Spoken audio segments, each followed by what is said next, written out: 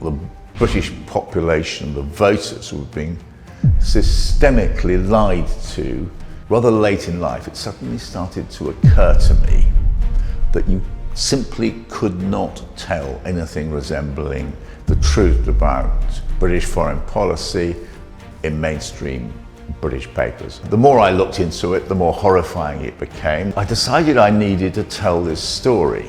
And once I went out there and named names, the door was closed on me very suddenly. My career as a mainstream journalist just finished overnight because I could not believe that the British state had collaborated with the politicians to lie about the existence of weapons of mass destruction to justify this illegal war, turning of Muslims, British Muslims, into a suspect community.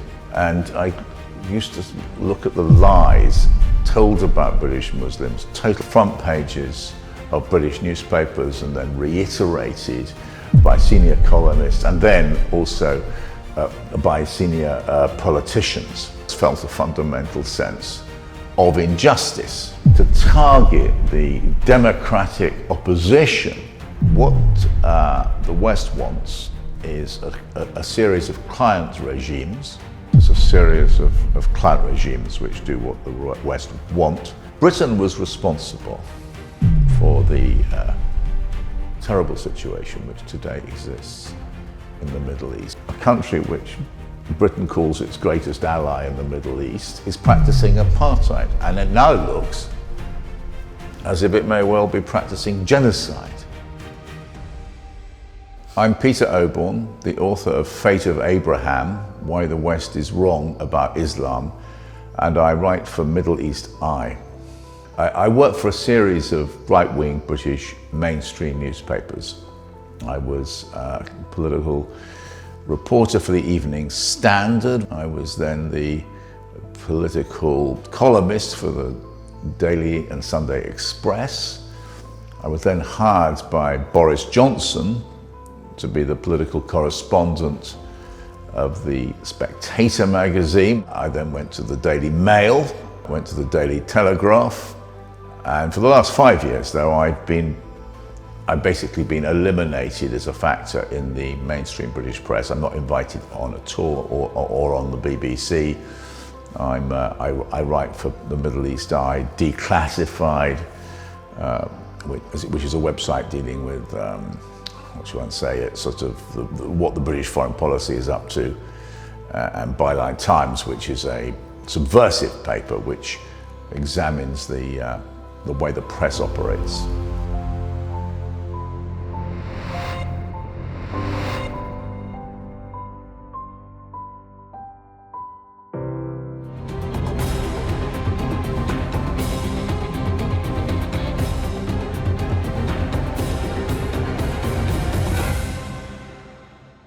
So I had a very successful career, getting really desirable jobs on the most powerful right-wing newspapers and well-read newspapers in Britain.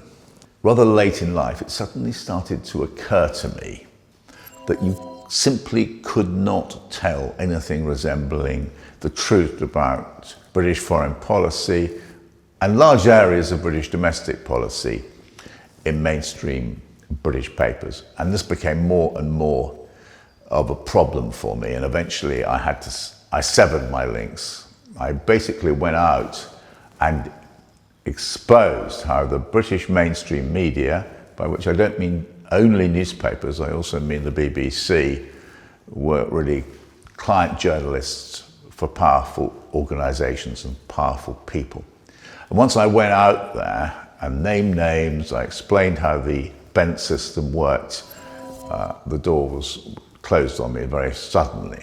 First of all, I was on the Daily Telegraph as the chief political commentator of the paper of Tory Britain, really.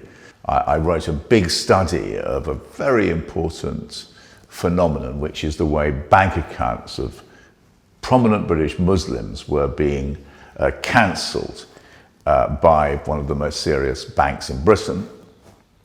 And the Daily Telegraph wouldn't publish it. They told me they wouldn't explain why they wouldn't publish it, but I investigated why not, and I discovered that this bank was one of their biggest advertisers.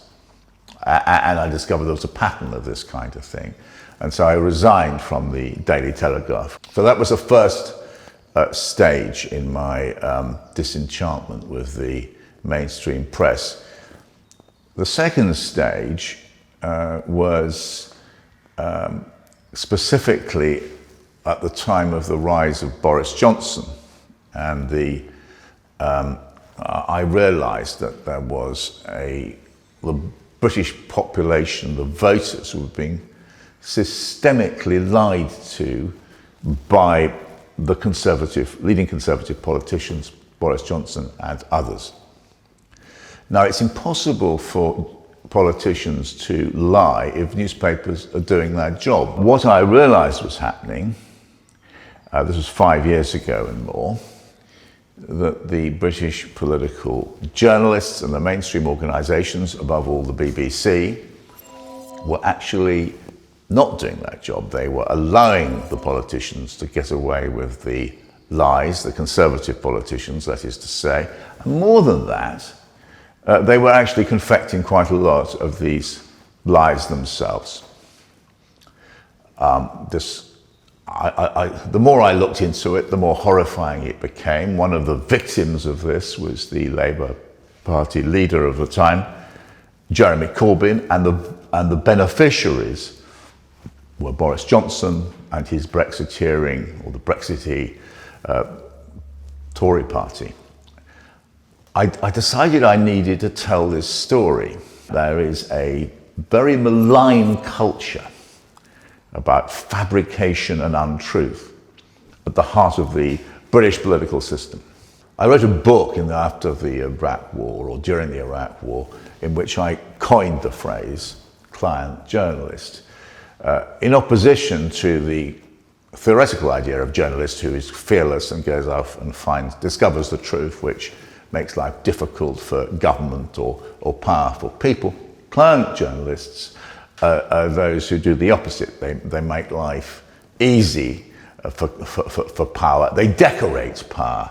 During the Iraq War, I became aware that you could point to most of the senior foreign correspondents in Britain and in the United States, who basically were there for access to enable powerful institutions and politicians who were pro the war to act as apologists for the war.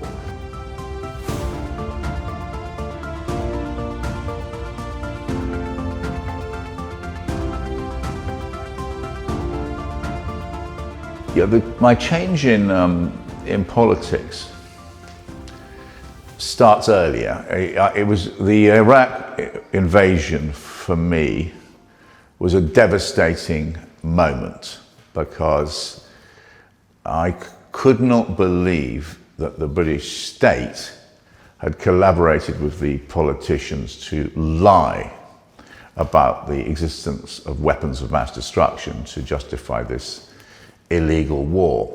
When I was growing up as a young man, I was very much a traditional conservative. I thought that Britain was a decent country, a fair-minded place. It stood up for the rights of minorities, and I think in some ways that all of that was true. But to find ourselves getting involved in George W. Bush's war on terror, with all of that involved in terms of torture, illegal imprisonment, Guantanamo Bay, Abu Ghraib, and all of that stuff, it made me. It filled me with a sense of horror. The Iraq invasion was catastrophic for millions of people across the Middle East. I'm not comparing my experience to those people who were killed, dispossessed, maimed, mutilated, tortured, courtesy of the Western intervention. But what it did, which was so devastating for me, was tell me that the institutions of the British state were bent. And the Hutton inquiry into the death of the government scientist David Kelly was so clearly a fabrication, a whitewash, And he so clearly ignored the facts. It just put this seed in my heart that the British judiciary has been captured. I did think the rule of law in Britain was something we should respect and admire. And it really, what's happened with the Hutton inquiry, I remember I bowed down, I did this at my desk when I started to read it. I couldn't accept what Hutton had done. And then the ready complicity of Tony Blair with torture, that a British Prime Minister could sanction the barbarity of the American elements of the American occupation and make Britain complicit with that. I started then to look at British foreign policy in a different kind of way. I spent a lot of time travelling across through Arab states, across the Middle East for the last 20 years. And it's glaringly obvious that everything the West says that it wants from Arab states is false. It does not. It says that it wants democracy. It doesn't. It says that it wants human rights. It doesn't. What the West wants is a series of client regimes which are amenable to the foreign policy objectives regardless of the wishes of the people. And so we have this enduring situation whereby whenever you've got a democratic movement in the West, instead of trying to support it, we try to thwart it. The great example, of course, the terrible example, I should say, actually, is Morsi, the only democratic movement which won an election in Egypt. It was Morsi, Mohamed Morsi in Egypt, just over 10 years ago. Rather than encourage it, it was subdued with a coup d'etat and great massacres in Rabah Square and elsewhere. This is a moment of incredible hope. And yet when Field Marshal Sisi moved in, John Kerry, the US Secretary of State, praised Sisi for restoring democracy to Egypt. We saw the same thing with the victories of the FLN in Algeria. We saw the same thing with the electoral victories of Hamas 20 years ago. So in other words, political Islam is not allowed to win elections. And if it does, it will be disowned, attacked, and replaced by some brutal dictatorship. That is what the West wants. It's a terrible tragedy. One of the great problems about Western conversation about the Middle East is the total absence of any knowledge of anything apart from the very recent past. So in other words, the events in Gaza have been framed entirely in terms of October the 7th and not in terms of the oppression of Gaza for the previous, 40 years. And the same applies very much to the new war, the latest Middle East war we're embarking upon, which is the war against the Houthis. As if we don't want to remember the fact that we've been bombing the Houthis since 2015, about 10 years, ever since they upset the apple cart and got rid of a Western-backed client regime in Sana'a. And we have been supplying arms to Saudi Arabia, these awful bombing, succession of bombing attacks, and backed by the West, supplied by the West, which has brought about what until recently was regarded by the United Nations as the greatest humanitarian crisis of the 21st century. And so, and the Houthis gained from that an enormous legitimacy in Yemen, because they were the one group which was prepared to stand up against this Western-backed Saudi barbarity.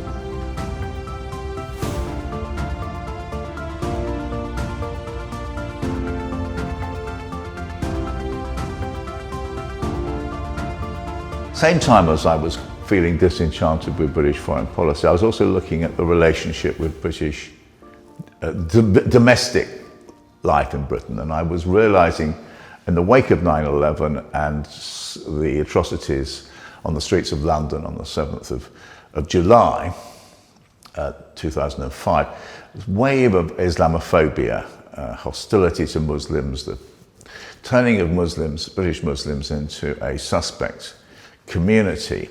It was staringly obvious.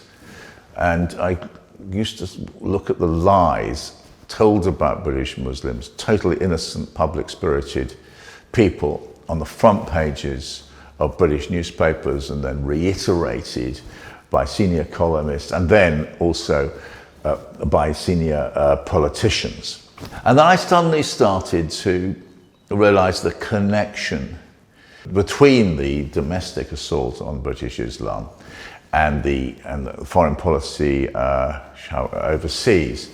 And if you looked at British foreign policy, I started to see it not as general, as it claims to be, which is a support of liberty and freedom and free press and all that sort of thing overseas. Quite the opposite. You can see this pattern of effectively client dictators across the Middle East and beyond, in Africa, and which are supported by the West because they are they're useful allies, first of all in the war against the Soviet Union in history, but then in the war on terror, which was inaugurated by George W. Bush.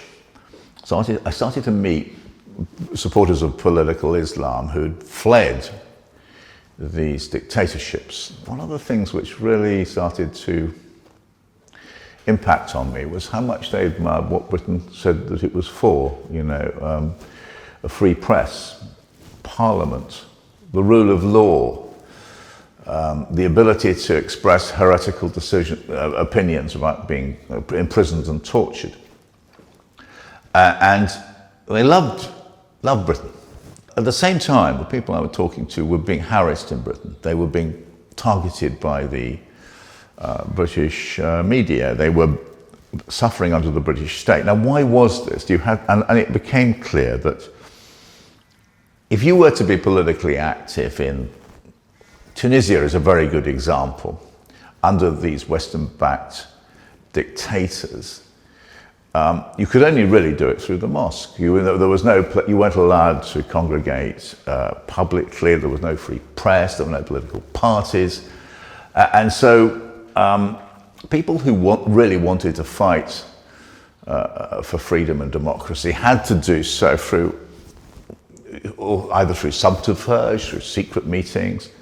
The Brotherhood, of course, in Egypt is another absolute core case in this. And so what you're getting is that the dictatorships across the Middle East are using their allies in the British government and the British press to target the democratic opposition to dictatorship right across the Middle East and in Africa as terrorists. And there are all kinds of devices, which the more I looked at it, the more I discovered the devices which are used. So Interpol, which I'd been brought up to believe to be this marvelous organization which enabled countries to collaborate with each other in order to track down international criminals. The more you looked into Interpol, it became something entirely different. You would find that Middle Eastern countries, North African countries would put their domestic political opponents on the Interpol red list, which meant that they could be harassed when they came to Britain, arrested, and targeted in the press in the most horrible way. Look, I was brought up in a very traditional, old-fashioned British military family. And all my relations, almost without exception, before had served in the Royal Navy or the British Army. But what I was told by my parents is that Britain would never commit war crimes. And if it did happen, it would be investigated. That Britain was about fairness. That's what I believed. And so when I saw a section of our fellow citizens, i.e. British Muslims, being targeted, having what was in effect some kind of Cold War waged against them, I just felt a fundamental sense of injustice. And I've written lots and lots of stories about British Muslims who have been wrongly and unfairly targeted by the British state. The Trojan Horse affair, where a brilliant teacher, Tahir Alam, in Birmingham, who absolutely rescued schools which had been neglected for decades and gave enormous hope to thousands of Muslim children. They were mainly Muslim because that was a Muslim area where he was operating. Suddenly gets targeted by Michael Gove's Department of Education. His career is wrecked. The careers of 20 other teachers in these schools are wrecked. Why? Because of a fabricated story a complete fabrication. And those teachers, and I've spoken to the teachers, and these are the most public-spirited people you can imagine, and they are being represented somehow as subversive enemies of freedom and decency. It's a monstrous thing, and I'll go on fighting for them to be, to be vindicated. But they've had their whole lives wrecked. I do go to church regularly. I love the Church of England and the values which it represents. And so I think it just gives me a respect for people of other religions, whether they would be Jewish or they be Hindu or Muslim, which is the biggest minority. And I think a lot of the hostility, I'm sure, towards Islam comes from secularists.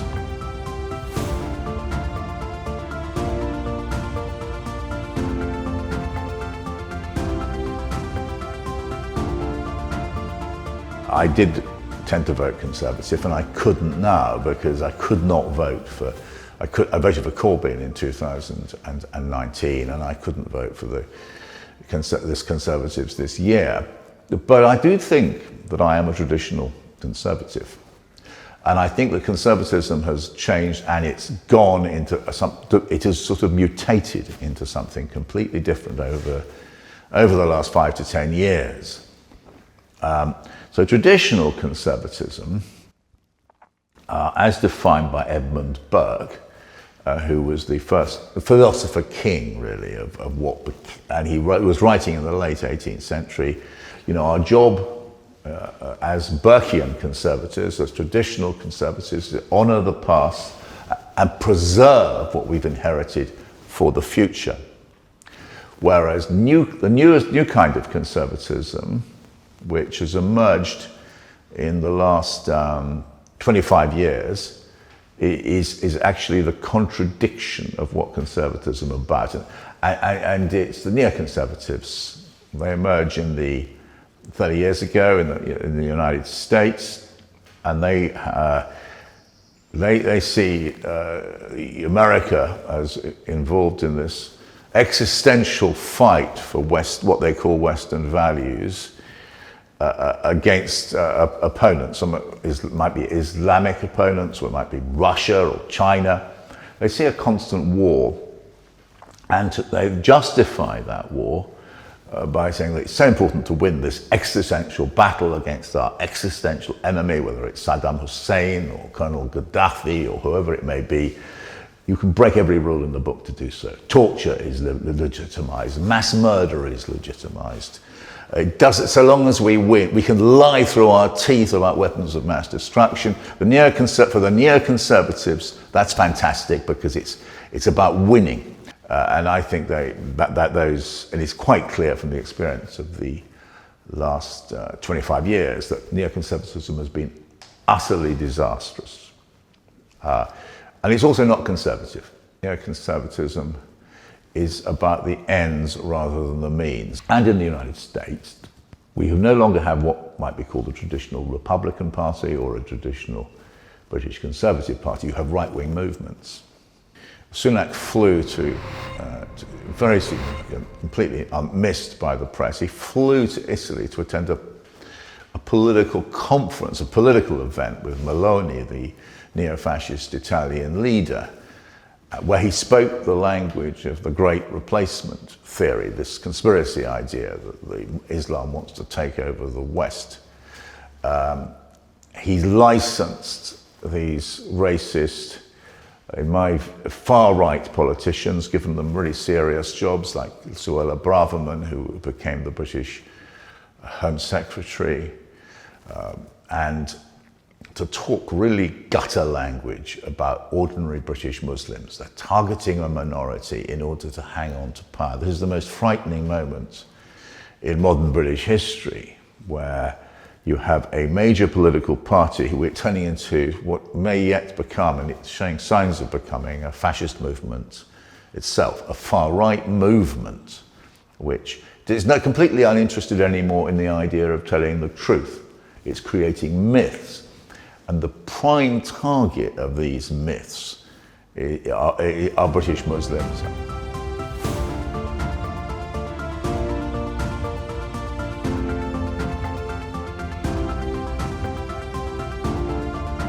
Britain was responsible for the terrible situation which today exists in the Middle East. We wrote Balfour, a British Foreign Secretary in 1917, wrote that letter which awarded a homeland to the Jews in what was Palestine.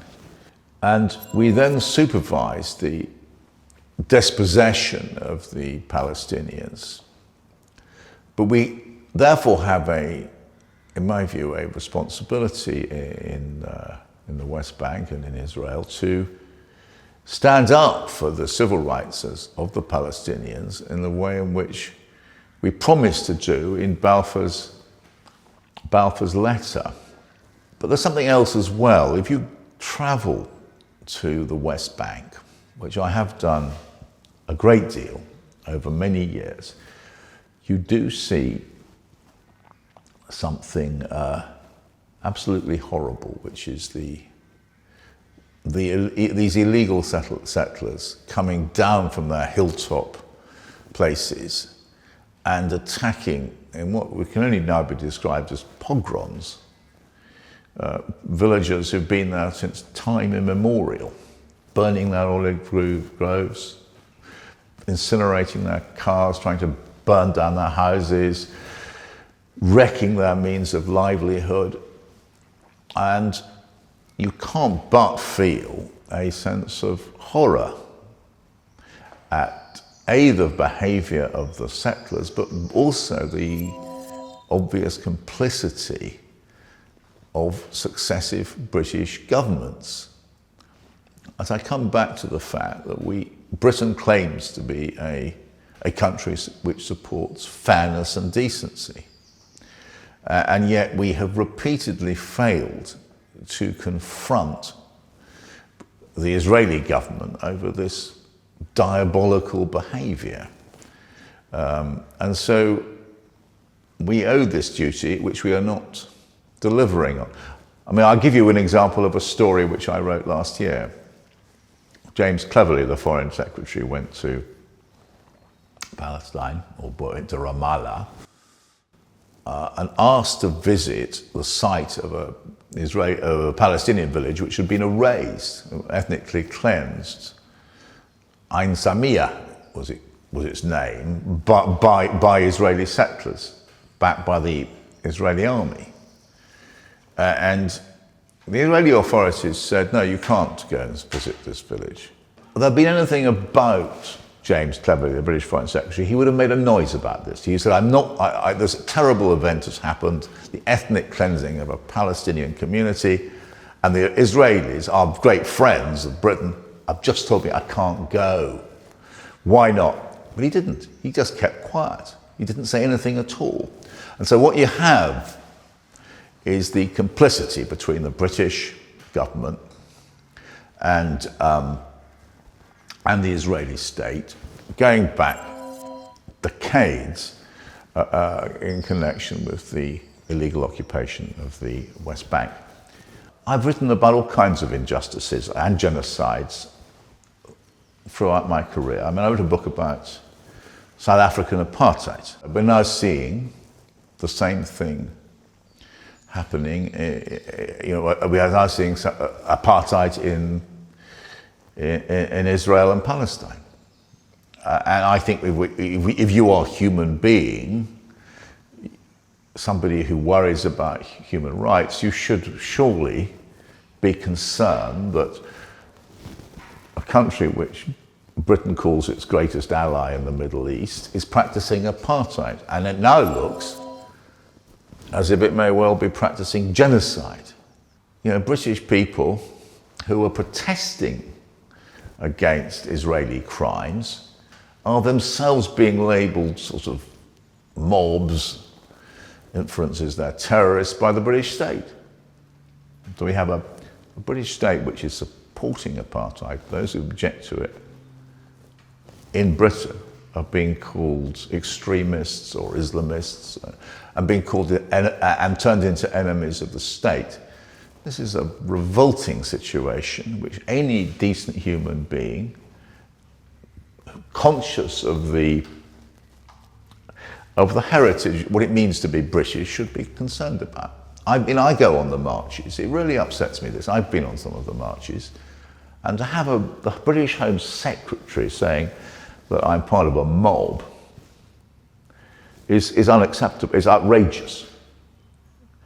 And it shows a failure to understand what British democracy is. And for this present Conservative government, supported, I'm afraid, by Keir Starmer's Labour, to label these peaceful marchers as somehow extremists or worse is very shocking if you care about the tradition of liberty in our country. And so we are at a turning point in the sense that I think the Labour Party is going to replace the Conservative Party as a party of government. And the Conservative Party is despised by the mass of the British population. What an opportunity for Keir Starmer, the leader, to set out a new system of government, system of ideas, which is to be different from this failed political party, the Conservatives.